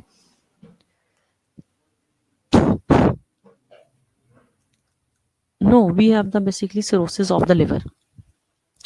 In cirrhosis of the liver, there is general necrosis of the liver cells. So what is meant by the necrosis? Necrosis means the death of the liver cells. So hepatitis आपका इतना स्वेयर कंडीशन में चला गया है कि बिल्कुल अब liver cirrhosis हो गया, ठीक है, कि आपके जो सेल्स हैं उनकी स्कैरिंग होनी शुरू हो गई है and ultimately it is living towards the death of the liver cells. There is necrosis of the liver cells, producing one growth of the overgrowth of the connective tissue. There may be accumulation of the fat in the liver tissue and the considerable loss of the function. Cirrhosis is very common in the tropical countries and it is associated with one or the more dietary defects. ठीक है, तो cirrhosis जो है hepatitis की last stage भी तुम लोग कह सकते हो, और प्लस ये कुछ डाइटरी डिफेक्ट्स की वजह से भी हो रहा है. ठीक है, सिरोसिस में लिवर सेल्स की डेथ हो रही है, नेक्रोसिस हो रहा है. ठीक है, और दूसरा ये है किन किन वजह से ये हो सकता है लिवर सिरोसिस. इसमें सबसे पहली वजह तो ये है कि अगर प्रोटीन्स की बहुत ज़्यादा डेफिशिएंसी है, जैसे मैंने बताया था कि प्रोटीन मेल न्यूट्रिशन की वजह से हमें फैटी लिवर भी हो जाता है. ठीक है, तो अगर प्रोटीन की डेफिशिएंसी है और स्पेशली हमारी जो गुड क्वालिटी प्रोटीन है, हाई बायोलॉजिकल वैल्यू की प्रोटीन है, अगर उसकी डेफिशिएंसी है तो फिर भी सिरोसिस हो रहा है. दूसरा, हमारी बॉडी में अगर कार्बोहाइड्रेट्स बहुत ज़्यादा हैं फिर भी सिरोसिस हो रहा है. तीसरा, विटामिन की डेफिशिएंसी है फिर भी सिरोसिस हो सकता है. ये सारी वजह हैं, ज़रूरी नहीं है कि विटामिन की डेफिशिएंसी है तो हर एक को लिवर सिरोसिस हो जाएगा. ये कुछ वजह हैं जिनकी वजह से हो सकता है. एक्सट्रीम अगर डेफिशिएंसी है, एक्सट्रीम तुम लोग अगर कार्बोहाइड्रेट्स डाइट में ले रहे हो, बाकी प्रोटीन्स फैट्स सबको इग्नोर कर रहे हो. ठीक है, और अगर हम मसाला जात जो इरिटेटिंग कॉन्डिमेंट्स हैं अगर हम वो अपनी बॉडी में बहुत ज़्यादा लेते हैं और साथ में आप अल्कोहलिज्म भी है यानी कि अल्कोहल भी कंज्यूम कर रहे हो, तो फिर लिवर सिरोसिस होने के चांसेस बहुत ज़्यादा हो सकते हैं. ठीक है, तो ये डाइटरी डिफेक्ट्स हैं, प्रोटीन की डेफिशिएंसी, कार्बोहाइड्रेट्स बहुत ज़्यादा लेना, विटामिन बहुत ज़्यादा लेना, स्पाइसेस, कॉन्डिमेंट्स, मसालाजात बहुत ज़्यादा लेना. ठीक है, अब हम जिस तरह से हमने जॉन्डिस के कॉजेज वगैरह पढ़े थे ना, इसी तरह से सिरोसिस की भी 3 टाइप्स हैं. ठीक है, एक है डिफ्यूज हेपेटिक फाइब्रोसिस, दूसरा है post necrotic scaring which occurs in the liver which have undergo massive necrosis. ठीक है, डिफ्यूज हेपेटिक फाइब्रोसिस अगर तो फाइब्रोसिस हो रही है. ठीक है, दूसरी है कि जी पोस्ट नेक्रोटिक स्कैरिंग, अगर स्कैरिंग हो रही है लिवर सेल्स की. ठीक है, यानी कि जिसकी वजह से नेक्रोसिस भी हो सकता है. और तीसरा है जी बाइलरी सिरोसिस के अगर बाइल में कोई ऑब्स्ट्रक्शन आ रही है. ठीक है, तो ये हमारे 3 बेसिकली जो हैं जी हमारे उसकी टाइप्स हैं बेसिकली लिवर सिरोसिस की. These are the 3 types. ठीक है, फाइब्रोसिस जो है जी फाइब्रोटिक स्कैरिंग है बेसिकली, जिसमें जो है ना connective tissue replaces the normal parenchymal tissue to the extent that goes unchecked. कि टिश्यू, ये भी फाइब्रोसिस भी टिश्यू स्कैरिंग ही है. ठीक है, टिश्यूज की स्कैरिंग हो रही है. ठीक है, और पोस्ट नेक्रोटिक स्कैरिंग में भी क्या होता है कि जो है लिवर के जो सेल्स हैं उनकी नेक्रोसिस हो रही है. और बाइलरी सिरोसिस में क्या हो रहा है, बाइलरी ऑब्स्ट्रक्शन हो रही है. ठीक है जी, तो फाइब्रोसिस में फाइब्रोटिक स्कैरिंग हो रही है. ठीक है, इसमें जो है ना, अगर फाइब्रोसिस आपको हो जाएगा ना तो वुंड हीलिंग वगैरह भी डिले हो जाती है, ठीक है। और इसमें आपके जो है ना कनेक्टिव टिश्यू वो रिप्लेस कर देता है जो आपके नॉर्मल पेरेन्काइमल टिश्यूज हैं। बहुत ज़्यादा ओवर ग्रोथ यानी कि हो रही है बॉडी में। देखो, अगर किसी सेल की ओवर ग्रोथ हो जाए तो that is also dangerous. Over growth को हम क्या कहते हैं? कैंसर ही कहते हैं ना, जब टिश्यूज की आपकी बिल्कुल एबनॉर्मल ग्रोथ हो जाए, ठीक है। तो ये वो वाली सिचुएशन इसमें भी कॉज हो रही है। तो 3 इसके टाइप्स हैं: डिफ्यूज हेपेटिक फाइब्रोसिस, के लिवर के जो बेसिकली सेल्स की जो है जी स्कैरिंग हो रही है, पोस्ट नेक्रोटिक स्केरिंग हो रही है जिसकी वजह से नेक्रोसिस हो रहा है, ठीक है। एक तो स्कैरिंग हो रही है, फाइब्रोसिस में सिर्फ स्कैरिंग हो रही है, और नेक्रोसिस में लिवर सेल्स बिल्कुल खत्म हो रहे हैं, डेथ हो रही है। और बाइलरी सिरोसिस जिसमें बाइलरी ऑब्स्ट्रक्शन हो रही है। ये 3 बेसिकली आपकी टाइप्स हैं लिवर सिरोसिस की। Cirrhosis of the liver occurs among the chronic alcoholics. ये तो मैंने पहले बताया कि जो लोग ज़्यादा अल्कोहल इंटेक जिनका इंक्रीज होगा उनमें ज़्यादा होगी। When cirrhosis has advanced to a late stage then there are always associated with the signs of malnutrition. बिल्कुल अगर एडवांस स्टेज इसकी हो जाएगी यानी कि आखिरी स्टेज, तो मेलन्यूट्रिशन वाले साइन आ जाते हैं, जैसे कि wasting of muscle, low serum albumin, ओडीमा and retention of the sodium, ठीक है। अब ओडीमा तुम लोगों ने सुना होगा, जैसे पेट में पानी पड़ जाना, ठीक है, वाटर रिटेंशन हो जाती है। मेलन्यूट्रिशन में भी ऐसा ही होता है, जब प्रोटीन की डेफिशिएंसी होती है तो ओडीमा हो जाता है। इसमें अब जो प्रोटीन, कौन सी प्रोटीन है जो इंपॉर्टेंट है, जो हमारे ओडीमा को कंट्रोल करती है, ठीक है, वो है जी आपकी एल्ब्यूमिन। तो एल्ब्यूमिन के लेवल्स बॉडी से बहुत ज़्यादा कम हो जाते हैं, यानी कि एल्ब्यूमिन का लॉस बॉडी में बहुत ज़्यादा हो जाता है।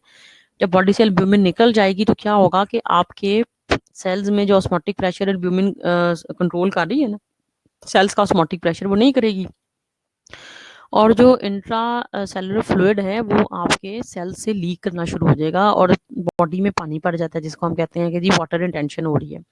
वाटर रिटेंशन होती है, सोडियम की रिटेंशन होती है, एल्ब्यूमिन के लेवल जो हैं बड़े कम हो जाते हैं। ये सारी चीज़ें जो हैं जी वो लास्ट स्टेजेस जो है ना लिवर डिजीजेस की, वो हम कर रहे हैं। देखो, प्रोटीन हम डिलीट कर रहे हैं सिर्फ कोमा और प्री कोमा में। जो जिस पेशेंट को कोमा प्री कोमा नहीं है, लिवर के पेशेंट्स सारे थोड़ी कोमा और प्री कोमा की सिचुएशन में चले जाते हैं। प्रोटीन खत्म हमने की है, रिस्ट्रिक्ट की हैं जो पेशेंट कोमा और प्री कोमा में है। जो पेशेंट चलता फिरता है, हेपेटाइटिस है, ऐसे कई पेशेंट्स हैं, हेपेटाइटिस होता है, ठीक हो जाते हैं, ठीक है, अपने सारे काम करते हैं, साथ में ट्रीटमेंट भी ले रहे होते हैं। हेपेटाइटिस और लिवर डिजीजेस अब कोई ऐसी वबा नहीं बन गई, अब तो वो एक जितना कॉमन हो गया ना कि हर घर में लिवर डिजीजेज या हेपेटाइटिस। पाकिस्तान की बात कर रही हूँ कि हर घर में अगर 10 लोग हैं तो एक को हेपेटाइटिस है, बी सी की बात कर रही हूँ।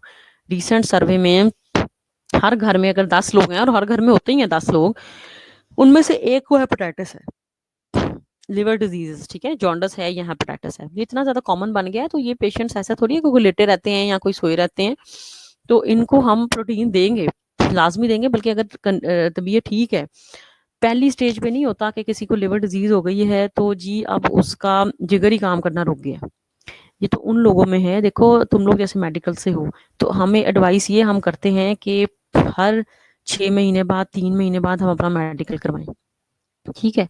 अगर हम अपना मेडिकल नहीं करवाते 6 महीने बाद या साल में एक दफा, तो हमें कैसे पता चलेगा कि हम फिट हैं कि नहीं। तो अगर हम करवाते रहेंगे तो खुदा ना खास्ता किसी को कोई बीमारी होगी भी तो बहुत जल्दी पता चल जाएगी, और बीमारी अगर जल्दी पता चल जाए तो उसका ट्रीटमेंट आसान है एज कम्पेयर टू कि अगर बहुत एडवांस आखिरी स्टेज पर जाके आपको पता चले, ठीक है। तो बहुत ज़्यादा ऐसे लिवर पेशेंट्स हैं जिनको बहुत पहले पता चल जाता है और वो बिल्कुल ठीक हो जाते हैं, अपनी डेली एक्टिविटीज़ कर रहे होते हैं, कोई ऐसा मसला नहीं होता। ये तो चंद वो लोग हैं जिनको पता नहीं चलता, ठीक है। और जो लोग बाहर से जैसे शेव वगैरह लड़के करवाते हैं, ब्लेड वगैरह कट लग गया, एक को था दूसरे को भी हो गया। जो लड़के हॉस्टल वगैरह में इकट्ठे रहते हैं, ठीक है, रेजर्स वगैरह, जो लड़कियां भी, मैं कहूँगी कि लड़कियां लड़के एक दूसरे के रेजर्स वगैरह यूज कर सकते हैं, ठीक है। या सेक्चुअल अगर कोई इंटरकोर्स वगैरह है, इससे एक एक से दूसरे को होता है, ठीक है। तो फैलने की जो वजह है, किसी ने किसी को खून दे दिया बगैर टेस्ट करवाए, उसको था और अगले बंदे को भी हो गया, ठीक है। तो ये है कि अगर तो ये फैल जाए इस तरह से, फिर तो ये डेंजरस है, ज़ाहिर है। लेकिन अगर आप अपने टेस्ट करवाते हो, आप अच्छी ज़िंदगी गुजार रहे हो साफ सुथरी, तो फिर तो कोई मसला नहीं है। अगर आपको वायरल हेपेटाइटिस किसी वायरस की वजह से हो भी गया है, तो मतलब ये थोड़ी है सब कुछ खाना पीना छोड़ देना है। डाइट आपकी चलती रहती है, ठीक है, उसमें बस ये है फ्रूट ज़्यादा लेने हैं, जूसेस ज़्यादा लेने हैं, ठीक है, ये चीज़ें आपने ज़्यादा लेनी हैं। तो लिवर डिजीज़ेज़ और मेडिसिन अब इसकी बड़ी एडवांस आ गई हैं, इंजेक्शंस हैं, टैबलेट्स आ गई हैं, बहुत एडवांस आ गई हैं। तो बंदा अगर अफोर्ड कर सकता है तो इसका इलाज जो है वो बहुत बहुत मैं कहती हूँ अच्छा हो गया है। लेकिन ये है कि अल्लाह ना करे किसी को, वो बंदा अपना ख्याल रख ले पहले ही। तो जी प्रोटीन सिर्फ कोमा और प्री कोमा में मना है, सारी लिवर डिजीज में मना नहीं है। मेरा ख्याल है 10 मिनट की ब्रेक करते हैं, ठीक है, और we will be back after a short break. ठीक है, ब्रेक के बाद 10 मिनट की we are back.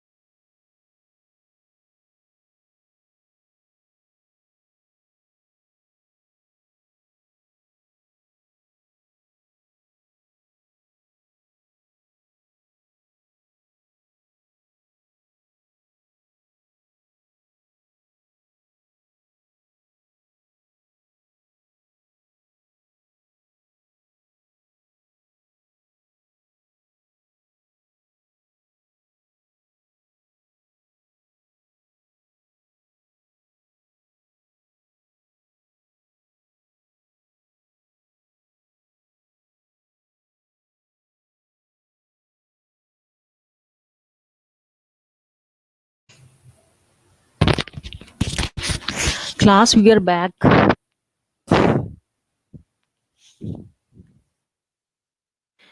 We are back to the lecture.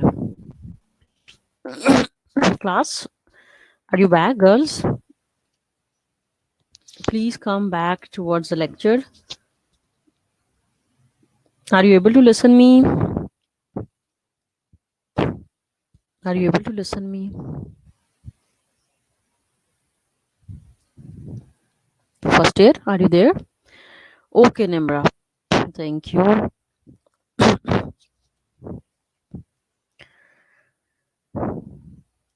Okay. So back towards the basically lecture. Zoom का मैंने सब लोगों को कहा था अपनी जो है स्क्रीन थोड़ी सी कर लो ताकि तुम लोग को थोड़ा सा नजर आ जाए। ठीक है ना जी। अब हमारे पास है जी लिवर सिरोसिस जो हम कर रहे थे। ठीक है, लिवर सिरोसिस का जो पेशेंट है जी उसको असाइटिस भी हो सकता है, एब्डोमिनल डिस्कम्फर्ट भी हो सकता है सिरोसिस के पेशेंट को, प्लस जॉन्डस भी हो सकता है। ठीक है, तो जो लिवर सिरोसिस है basically which is the scaring of the liver tissues. ठीक है, लिवर टिश्यूज की जब स्कैरिंग वगैरह हो जाती है तो इसकी वजह से साइटस का मतलब ओडिमा ही है बेसिकली कि अगर आपकी बॉडी में वाटर रिटेंशन हो जाए मींस और असाइटस में जो है बेसिकली ओडिमा का तो मतलब ये है कि वाटर रिटेंशन है हमारी बॉडी, कोई लिमिट नहीं है कि कितना पानी, ठीक है, कितना पानी आपकी बॉडी में जमा हो रहा है। तो उसमें ये है कि असाइटस में ये है कि आपकी बॉडी में जो है ना 25 जो है ना वो even up to like 25 litres तक भी जमा हो सकता है। ठीक है, इतनी ज्यादा हो जाती है कि पेट बहुत ज्यादा फूल जाता है। ठीक है, तो असाइटस में एक तो वाटर रिटेंशन होती है, ओडिमा को कहते हैं असाइटस। दूसरा इसमें क्या होता है साइटस में कि जो लिवर की ब्लड वेसल्स हैं उनका प्रेशर बड़ा इंक्रीज हो जाता है, जैसे ब्लड प्रेशर होता है ना, ठीक है ना, तो सिर्फ अगर लिवर्स की जो ब्लड वेसल्स हैं उनका प्रेशर बड़ा इंक्रीज हो जाए तो उसको हम कहते हैं पोर्टल हाइपरटेंशन। ठीक है, तो जी जो ट्रीटमेंट क्या है बेसिकली लिवर सिरोसिस की, treatment principles of the treatment are as follows. सबसे पहले तो rest is very important for the liver patients and second is the treatment of the complications. तो लिवर डिजीजेस में जो कॉम्प्लिकेशंस आई हैं हम उसकी ट्रीटमेंट करेंगे, जैसे लिवर डिजीज में साइटस हो गया है, पोर्टल हाइपरटेंशन होगी, मैंने अभी तुम लोगों को बताया। और तीसरी चीज़ है डाइट। सबसे पहले रेस्ट करना है पेशेंट ने, सिरोसिस के पेशेंट ने। दूसरा उसने जो उसको कॉम्प्लिकेशंस हुई हैं, ठीक है, लिवर डिजीजेस लिवर डिसऑर्डर की वजह से, लिवर डैमेज की वजह से, साइटस हो गया है, ओडिमा हो गया है, ठीक है, या उसकी वेन्स पे प्रेशर बहुत ज़्यादा बिल्डअप कर गया है, या वेन्स समटाइम्स बहुत फ्रेजाइल हो जाती हैं लिवर डिजीज के पेशेंट की कि इंटरनल जो है ब्लीडिंग भी हो सकती है। ठीक है, उसको हम वराइसिस कहते हैं। ठीक है, तो जी अगर ये सब जो भी कंडीशंस हैं उनको हमने ट्रीट करना है और प्लस अपनी डाइट को मेंटेन करना है। अब साइटस क्या है जी, पोर्टल हाइपरटेंशन है, लिम्फेटिक ऑब्स्ट्रक्शन है। मैंने बताया कि पोर्टल हाइपरटेंशन का मतलब ये है कि लिवर की जो ब्लड वेसल्स हैं उन पर प्रेशर बहुत ज़्यादा बिल्डअप कर गया है। लिम्फेटिक ऑब्स्ट्रक्शन के आपका जो लिम्फ का जो फ्लूइड है उसके फ्लो में ऑब्स्ट्रक्शन आ गई है। ठीक है, ऑस्मोटिक प्रेशर कम हो गया प्लाज्मा का, क्योंकि एल्ब्यूमिन का लॉस बॉडी से बड़ा ज्यादा हो रहा है, ऑस्मोटिक प्रेशर कम हो गया। इंक्रीज रिटेंशन ऑफ सोडियम की और पानी की रिटेंशन बॉडी में बहुत ज्यादा हो गई है। ये सारी चीजें आ जाती हैं असाइटस में। तुम लोगों को ना पेपर में ये भी आ सकता है कि write a short note on the ascites या write a short note on the complications of the liver diseases. ठीक है, तो कॉम्प्लिकेशंस में तो यही सारी चीजें आएंगी ना, साइटस वगैरह, पोर्टल हाइपरटेंशन, सोडियम की रिटेंशन, ये सारी चीजें। अब मेन चीज है कि आप इसमें डाइट क्या देंगे सिरोसिस के पेशेंट्स को। देखो वो जॉन्डस के पेशेंट की डाइट थी जो हमने पहले की, ठीक है ना, दैट वाज द पहले हमने की है कोमा और प्री कोमा के पेशेंट की डाइट, फिर हमने की है जॉन्डस के पेशेंट की डाइट। ठीक है, कोमा वाली तो 1000 किलो कैलोरी, जॉन्डस वाले को आप 1600 से 2000 किलो कैलोरी दे सकते हो। अब तीसरी है जी डाइट थेरेपी की, अब सिरोसिस के पेशेंट को हम क्या डाइट देंगे। ठीक है, तो सिरोसिस के पेशेंट को जो डाइट है वो भी उसकी कंडीशन पर डिपेंड कर रही है कि सिरोसिस तो है लेकिन कंडीशन कैसी है। ठीक है, अब इसमें हम मॉडरेट टू हाई प्रोटीन, ठीक है, पहले प्रोटीन मॉडरेट देंगे, जैसे उसकी कंडीशन बेहतर होती है तो तुम लोग हाई कर सकते हो, फिर हाई कार्बोहाइड्रेट जो है हम पेशेंट को दे सकते हैं। ठीक है, और लो फैट्स आर नॉर्मली डिजायरेबल। और प्लस इसमें इंपॉर्टेंट चीज़ें ये हैं कि जी आपने मेथियोनिन देना है। मैंने पहले बताया था कि मेथियोनिन में एसेंशियल अमाइनो एसिड होता है मेथियोनिन, जो सल्फर कंटेनिंग अमाइनो एसिड है, और ये बॉडी में जाके कोलिन में चेंज हो जाता है, जो कि फिर हमें क्या करता है, हमें फैटी लिवर से बचाता है। ठीक है जी। और वराइसिस का मतलब ये है कि अगर वेन्स बहुत ज़्यादा डायलेट हो गई हैं, बहुत ज़्यादा डायलेट हो गई हैं, तो उसको हम कहते हैं वराइसिस। अब इसमें जी प्रोटीन्स हम जो पेशेंट को दे रहे हैं, इसमें हमने कोशिश ये करना है कि हमारी गुड क्वालिटी की प्रोटीन हो, और प्रोटीन आप जो है पर kilogram weight of the body, जितना पेशेंट का वेट है उसके लिहाज से देंगे, ठीक है ना, यानी कि पर केजी के लिहाज से। तो it has been given normally जो है 1 gram of the protein is required per kilogram body weight, ठीक है, 1 to 1.5 gram of the protein is required, यानी कि अगर पेशेंट का वजन जो है वो 50 किलो है, तो प्रोटीन कितनी होगी 50 ग्राम डेली, ठीक है। और अगर तुम लोगों ने 1.5 ग्राम देना है 1.5 ग्राम, तो उसके हिसाब से फिर ये हो जाएगी 75 ग्राम्स प्रोटीन। तो normally 1 to 1.5 gram of the protein is given to the patient, to the liver patient, और उसके बॉडी वेट के अकॉर्डिंगली, जितना उसका बॉडी वेट है उसके अकॉर्डिंगली हम उसको प्रोटीन देंगे ताकि वो इजीली टॉलरेट कर सके। Liberal use of milk and the commercial high protein food mixed with the fresh milk is recommended। ठीक है, फ्रेश मिल्क हम पेशेंट को दे सकते हैं, स्किम मिल्क पहले ही बता दिया है कि हम पेशेंट को दे सकते हैं, ठीक है। और गुड जितने भी सोर्सेज हैं हमारे प्रोटीन के अच्छे, वो तुम लोग दे सकते हो पेशेंट को, कोई मसला नहीं है। लेकिन अगर कंडीशन बहुत खराब हो गई है, पेशेंट बिल्कुल लास्ट स्टेजों पे है, बड़ी वॉमिटिंग नहीं उसकी रुक रही, तो फिर प्रोटीन वगैरह क्या करेगी, फिर तो सिर्फ कार्बोहाइड्रेट ही दोगे ना। तो ये समझ लो कि डाइट थेरेपी में न्यूट्रिशनिस्ट का काम ये है कि पहले मरीज की कंडीशन को देखना है। 10 लिवर डिजीज के पेशेंट हैं, 10 की डाइट डिफरेंट होगी, ठीक है, सबकी डाइट सेम नहीं होगी, ना हो सकती है, उनकी कंडीशन क्या है उसी बेस पे हम ये डाइट देंगे। अब आ जाओ जल्दी से फैट्स। फैट्स देखो हमने बड़ी कम देनी है, यानी कि प्रोटीन 1 से 1.5 ग्राम थी ना पर किलोग्राम बॉडी वेट, तो जो फैट्स है ना वो हमने 0.5 ग्राम पर किलोग्राम बॉडी वेट देनी है, like according to the weight of the patient, ठीक है। If weight of the patient is 50 kg, then how much fat will be given, so 25 gram of the fat will be given per day. ये per day की calculations हैं, ठीक है। अगर patient का वजन 50 kg है, तो डेफिनेटली आपकी जो फैट्स होंगी वो 0.5 ग्राम पर किलोग्राम बॉडी वेट है, तो 25 ग्राम हो गई।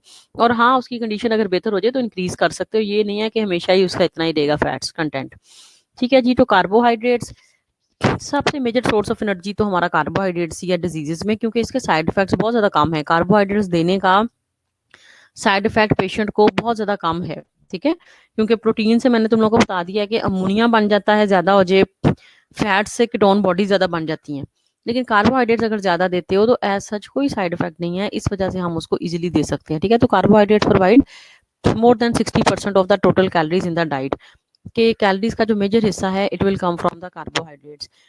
मिनरल्स, अब सोडियम बिल्कुल रिस्ट्रिक्ट करना है, ऑलरेडी पेशेंट की बॉडी में सोडियम की बिल्डअप हो रहा है, ऑलरेडी सोडियम की रिटेंशन हो रही है, हम सोडियम और ज्यादा इंक्रीज कर देंगे तो बहुत ज्यादा डेंजरस हो जाएगा। Salt content should be minimized, ठीक है, salt content should be minimize, sodium should be restricted, ठीक है। पोटेशियम की जो एडमिनिस्ट्रेशन है वो भी हमने उसका टेस्ट वगैरह करके फिर देना है कि पोटेशियम कंटेंट हम इसका दे सकते हैं कि नहीं दे सकते। ऐसे फूड जिनमें पोटेशियम है, जैसे बनाना में बहुत ज्यादा पोटेशियम है, ठीक है, तो it will also depend on the कि पेशेंट के ब्लड टेस्ट वगैरह क्या है। जाहिर है पेशेंट जो इतना सवेर है उसके हम रेगुलरली जो है ना जितने भी उसके एसेंशियल्स वगैरह हैं मॉनिटर करते रहते हैं। Iron salt should be administered to cure the anaemia, अगर एनीमिक पेशेंट है तो जाहिर है फिर हम आयरन के सॉल्ट्स वगैरह या आयरन किसी भी फॉर्म में, विटामिन B12 या आयरन की टैबलेट सप्लीमेंट की फॉर्म में हम पेशेंट को दे सकते हैं। असाइटस का मतलब ये है कि बॉडी में, सना कवल का क्वेश्चन है जी असाइटस, तो सना कवल असाइटस जो है वो ओडीमा ही को समझ लो हम कह रहे हैं, ठीक है। ओडीमा का मतलब है वाटर रिटेंशन, असाइटस में 2-3 चीजें आ जाती हैं, ठीक है। एक सबसे पहले तो आ जाता है वाटर रिटेंशन, ठीक है। दूसरी चीज मैं तुम लोगों को ये बता रही थी कि 25 मिलीलीटर, सॉरी लीटर नहीं, 25 मिलीलीटर तक पानी जो है बॉडी में जमा हो सकता है असाइटस में। ओडीमा का तो सिंपल मतलब है बॉडी में पानी का जमा हो जाना, रिटेंशन, ठीक है, लेकिन कितना हो जाना ये नहीं कोई उसमें है ना, ठीक है। तो लेकिन असाइटस में काफी ज्यादा हो जाता है, यानी कि 25 मिलीलीटर तक हो सकता है, ठीक है, 25 ml तक।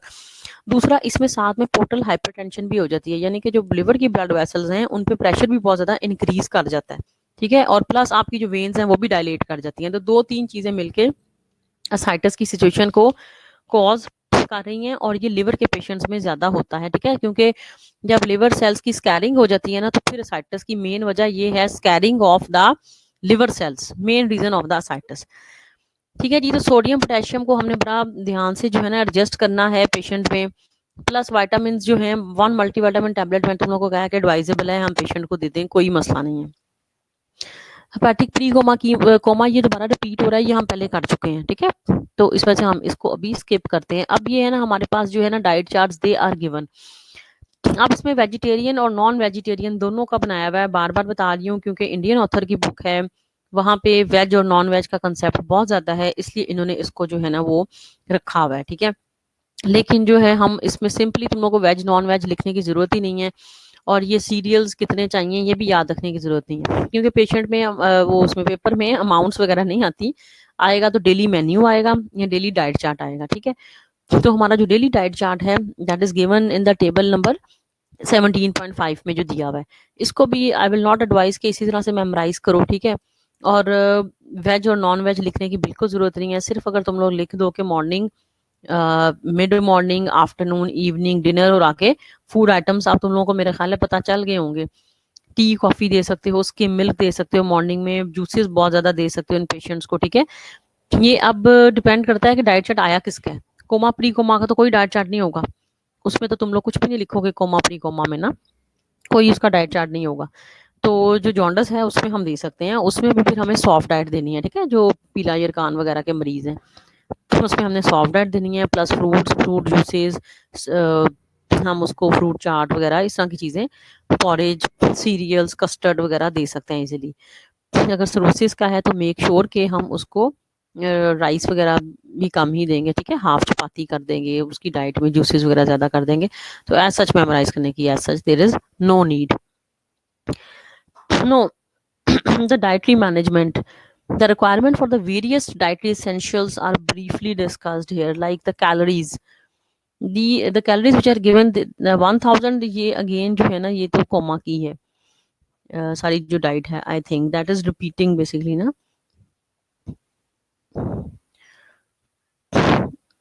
So at the end there is a parenteral feeding. If in the parenteral feeding becomes essential, intravenous infusion of the 2000 to 2500 ml of 10% glucose should be given. Parenteral feeding में अब हम क्या चीज देंगे पेशेंट को, हम definitely glucose देंगे, main source हमारा जो है, ठीक है, ग्लूकोज है। And 10% glucose is advisable. 10% glucose patient को एडमिनिस्टर करेंगे इन the form of the drip, और जो वॉल्यूम होगा इसका वो होगा 2000 से 2500 ml, 2000 से 2500 ml जो है हम ग्लूकोज पेशेंट को दे सकते हैं, और उसी तरह से इन the form of the drips. और ड्रिप का भी जो रेट है वो उसी तरह से है, जो ड्रिप का रेट है दैट इज कि 1 मिनट में जो है जी वो 30 ड्रॉप्स जो हैं वो आपके गिरने चाहिए, ये हमारा इंट्रावेनस ड्रिप का रेट होगा, ठीक है। अब नेजोगैस्ट्रिक ट्यूब फीडिंग में as I told you earlier that there is it is these are the things which are repeating I think in your book, that 1000 ml of the orange juice, 1000 ml of the water, they are mixed, and 200 gram of the glucose is added. We have already I think discussed it earlier.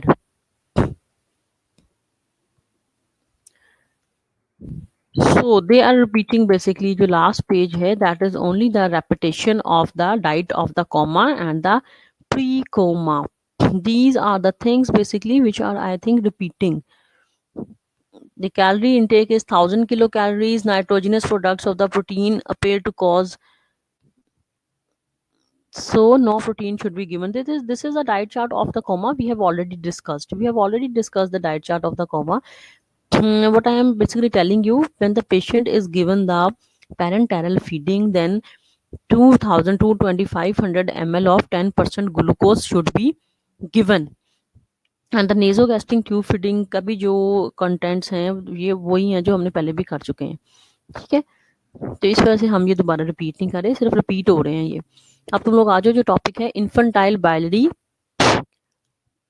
Cirrhosis. Infantile biliary cirrhosis, this is the basically disease which is present in the infants, that's why the name is infantile biliary cirrhosis, जो कि बच्चों में बहुत ज़्यादा common है, ठीक है।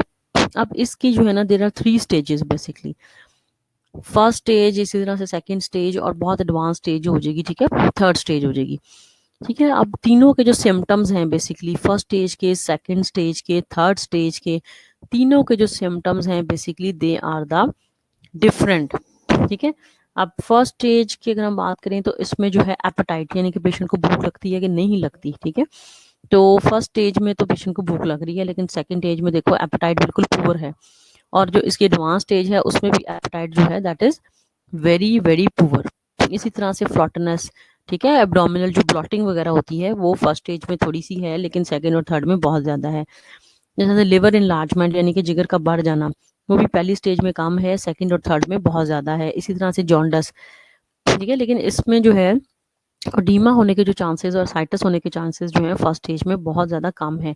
So infantile biliary cirrhosis is basically the disease which is present in the infants, ठीक है, and it is caused by the use of some aflatoxins, as I told you earlier. There are some compounds, chemical compounds, aflatoxins, which are present in certain foods, और अगर हम वो बच्चे ज़्यादा consume कर लेते हैं, जैसे मैंने बताया था करवे बादाम वगैरह, तो इन्फेंटाइल बाइलरी सिरोसिस ये डिजीज़ बच्चों में हो जाती है। ठीक है। तो इस डिजीज़ की 3 स्टेजेस हैं। पहली स्टेज के सिम्टम, सेकंड के और थर्ड के इस टेबल में गिवन हैं, लिखे हुए हैं। अब हमने बात करनी है कि इस डिजीज में हमने जो है ना डाइट क्या देनी है बेसिकली बच्चों को। ठीक है जी। तो diet which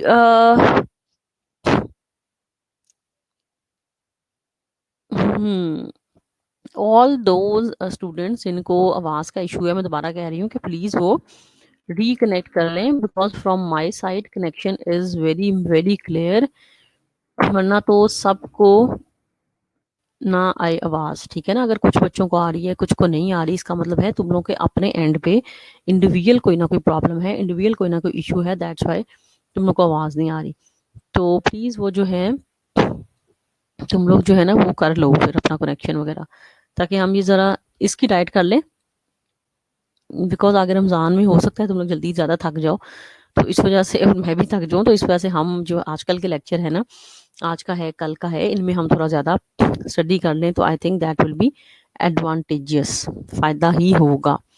so infantile biliary cirrhosis में diet should be rich in protein and low in fat. ठीक है। इन्फेंटाइल बाइलरी सिरोसिस के जो पेशेंट्स हैं उसको हम डाइट जो है ना वो प्रोटीन ज़्यादा देंगे, फैट्स कम देंगे। ठीक है जी। तो इसमें हम आप हाफ क्रीम मिल्क है, कुक्ड सीरियल्स हैं, ब्रेड है, मीट है, फिश है, ये हम पेशेंट्स को दे सकते हैं इजीली। इसके अलावा जो है कि देखो एक इम्पॉर्टेंट चीज़ ये है कि अगर हम पेशेंट को प्रोटीन्स नहीं दे सकते, ठीक है, क्योंकि वो बच्चे भी हैं, इन्फेंटाइल बाइलरी सिरोसिस के जो पेशेंट्स हैं, तो हम पेप्सिन प्रोटियोलाइज प्रोटीन दे सकते हैं। पेप्सिन इज द एंजाइम जिसने स्टमक पे भी जाके आपकी प्रोटीन पे एक्ट करना है, उसको ब्रेक करना है, उसको मेटाबोलाइज करना है। ठीक है। If the liver is not functional, problem तो ये है ना, प्रोटीन ना देने की वजह तो ये है कि लिवर तो काम नहीं कर रहा।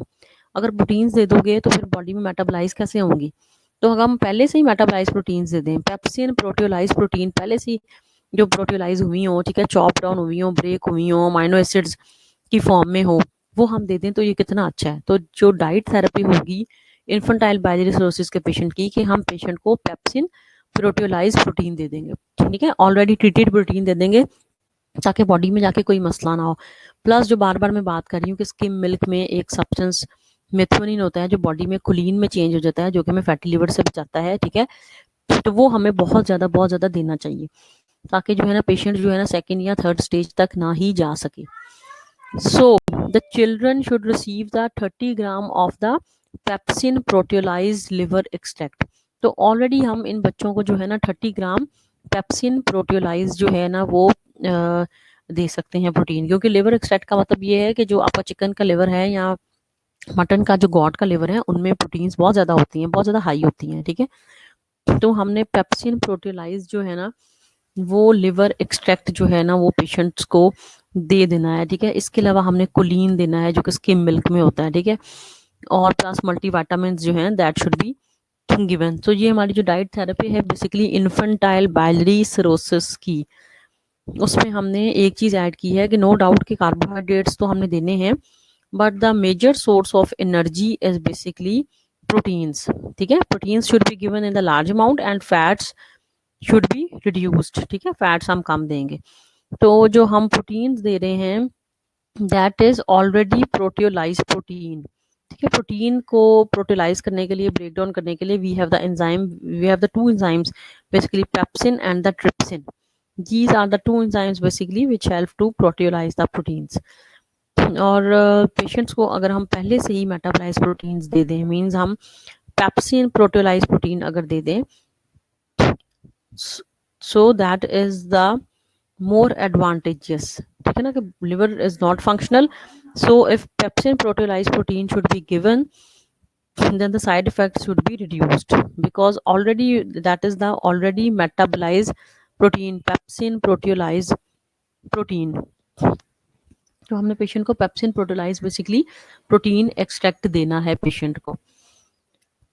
Now another thing is supplements, one multivitamin tablet again we can give it, then pepsin proteolyzed liver extract can be given 5 times a day, so that will be helpful।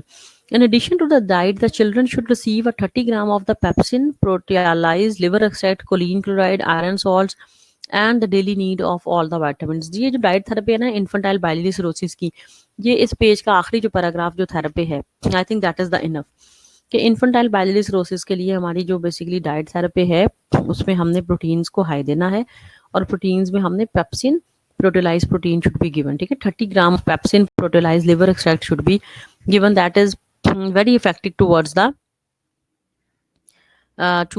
basically the cure of the patient। Pepsin proteolysed liver extract.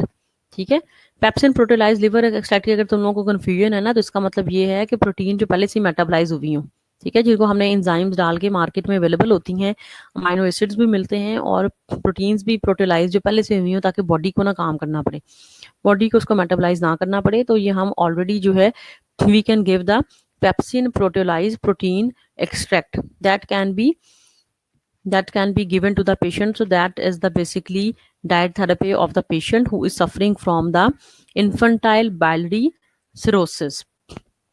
ठीक है, which is more common in the infants, that is the disease which is not present in the adults and that is only present in the infants, infantile biliary cirrhosis। And the diet chart of the infantile biliary cirrhosis is also given, you don't have to memorize it, you can write it as your own। Okay, so those students who are saying audio issue, please reconnect। So the next time we will do the diseases of the gallbladder. In the today lecture, the only we have studied the diseases of the liver, which includes the jaundice, hepatitis, liver cirrhosis, ascites and infantile biliary cirrhosis। So inshallah next time we will do the diseases of the gallbladder। So I advise all of you to after your webinar has been over, you all have the enough time to revise it, as I am also doing it from your book, so you all have to memorize it, you all have to revise it, all have to learn it at your homes। And in our tomorrow lecture you can ask, if you have found anything, like you have any questions regarding this, you can simply ask me tomorrow।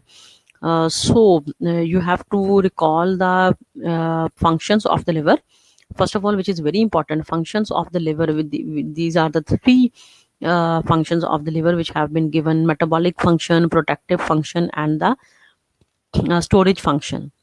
So you have to recall the functions of the liver plus the complications of the liver diseases plus the diseases of the liver basically, and then the treatment, diet charts. You have to practice the diet charts at your homes basically, you have to practice the diet charts basically, that is very important। और खुद से ही तुम लोग जो है ना वो लिख भी सकते हो डाइट चार्ट्स को, जरूरी नहीं है कि इसी किताब वाली को ही तुम लोग जो है वो रट्टा लगाओ। So the diseases of the gallbladder which is left, I think that is also not more, which is the, because we don't have to do the diseases of the pancreatitis, we only have to do the diseases of the gallbladder, which is which we will do inshallah in our next lecture, diseases of the gallbladder।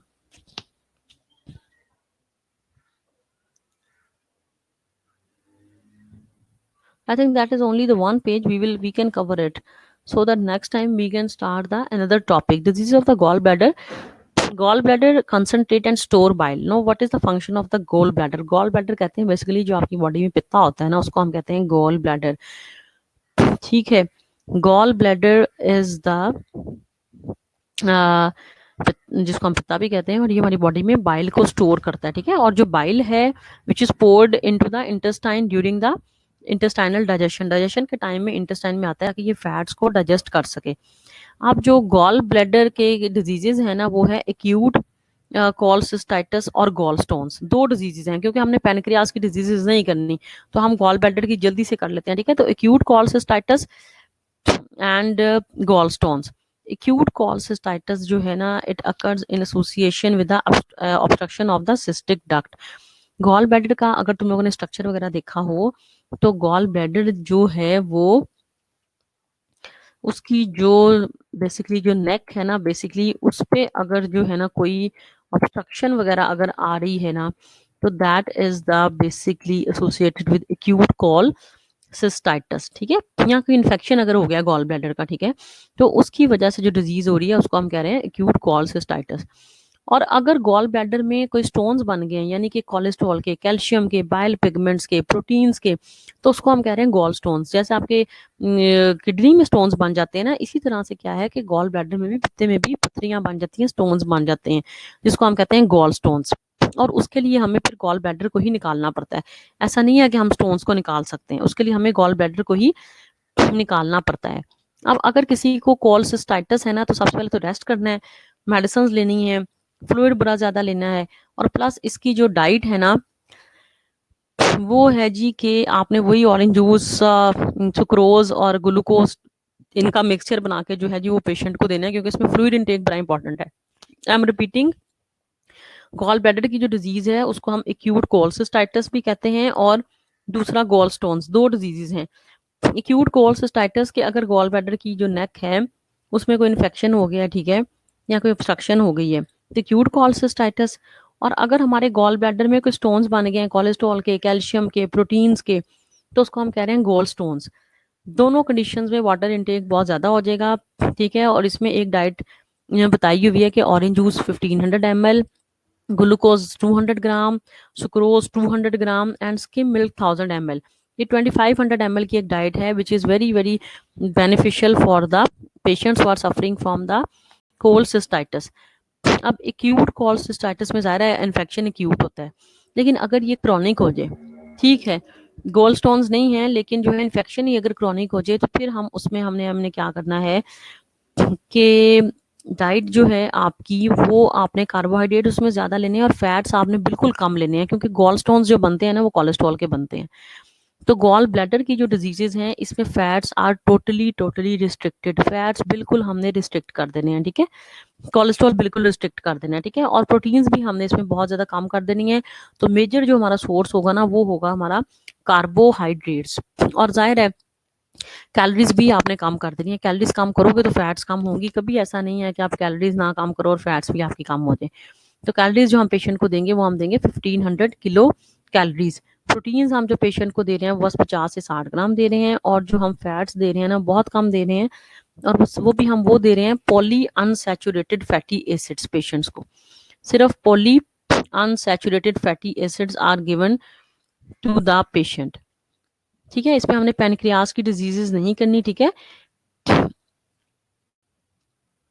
Yes, gall bladder को जो है ना वो हम remove कर सकते हैं body से, that is not a big issue. ठीक है, गॉल स्टोन्स की रिमूवल के लिए हमने गॉल ब्लैडर को बॉडी से निकाल देना है। ठीक है, पित्ता ही निकाल देंगे तो फिर क्या होगा?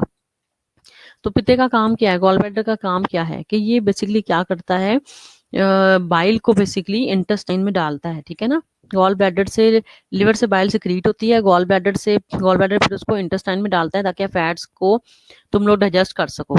अब जिन लोगों का गॉल ब्लैडर रिमूव कर दिया जाता है उनको फिर फैटी फूड खाने में थोड़ा सा प्रॉब्लम होता है, यानी कि फैटी फूड आइटम्स जो हैं वो लोग बहुत ज़्यादा फिर नहीं ले सकते। ठीक है, तो ये है बेसिकली एक्यूट कोलसिस्टाइटिस और द गॉल स्टोन्स। तो ट्रीटमेंट इसका वही है कि जो आपने ऑरेंज जूस लेना है, सुक्रोज लेना है, ठीक है, ग्लूकोज लेना है, दैट इज पेनक्रियास की जो डिजीजेज है ना that is not the part, basically हमने लिवर डिजीजेस करनी है। तो हम जो है जी पेनक्रियास, पेनक्रियाटाइटिस वगैरह जो है हम लोग ये नहीं करेंगे पेनक्रियास की जो डिजीजेस हैं. So I think that is over from today. Diet therapy and liver diseases we have studied, and again I advise you to recall it at home, to devise it at home. जब तक खुद से नहीं करोगे उसका कोई फायदा नहीं होगा, ठीक है. So my advice is to do biochemistry lectures as well as the nutrition lectures, revise them again and again. This is the time you get it. You don't have to come to the college, and you have a lot of time. I think you have plenty of time at the home, so try to utilize it. Please do not waste it. The subjects, both the subjects, are very important, biochem and nutrition, so you have to revise it. Revise the lecture basically, and we will meet tomorrow.